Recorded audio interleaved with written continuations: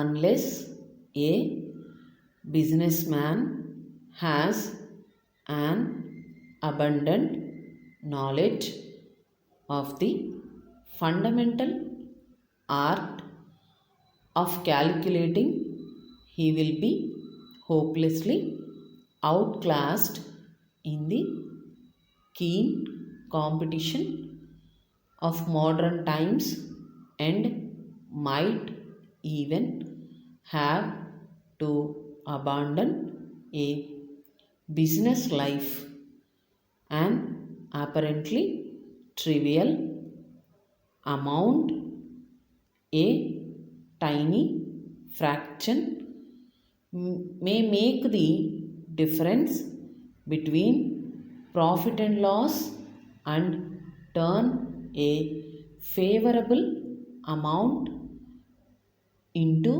an adverse balance.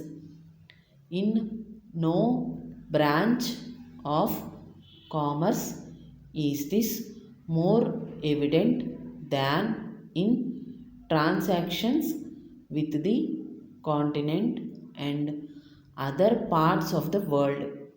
So many factors have to be taken into consideration that the middleman by whose offices such transactions are settled must calculate to a nicety.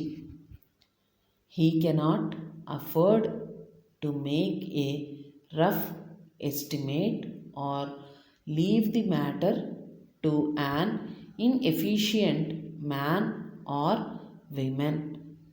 Men or women inexperienced in figures would be useless in such offices.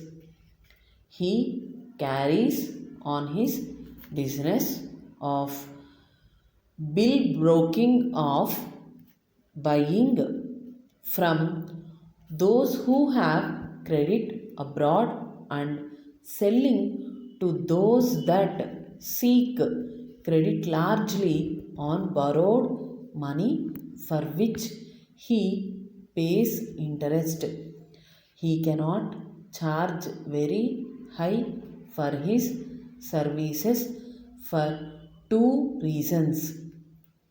Other brokers are available and there are other ways of settling debts than the buying of a draft to send abroad.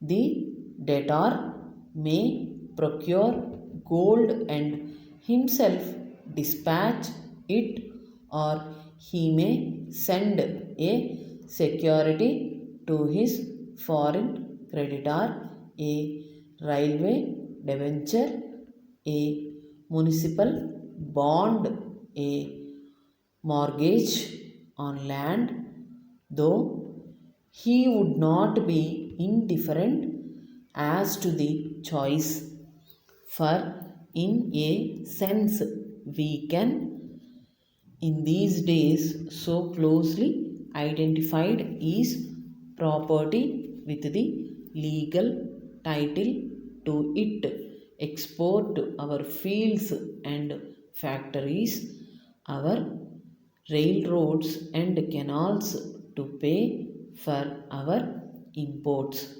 However, a debtor resorts to the export of gold or securities only as a temporary measure when the bills of exchange are at a price he judges exorbitant.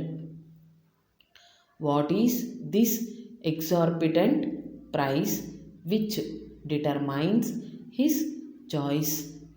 It is a price beyond that which he would be required to pay for gold and for the expenses of sending it to his creditors, or for the security that would in the foreign country command enough credit to cancel the debt. When we are guided as normally we are by economic considerations, we elect the cheaper instrument for performing a necessary operation.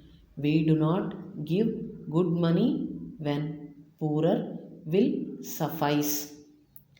That would be detrimental to our business, as the audited accounts would afterwards show.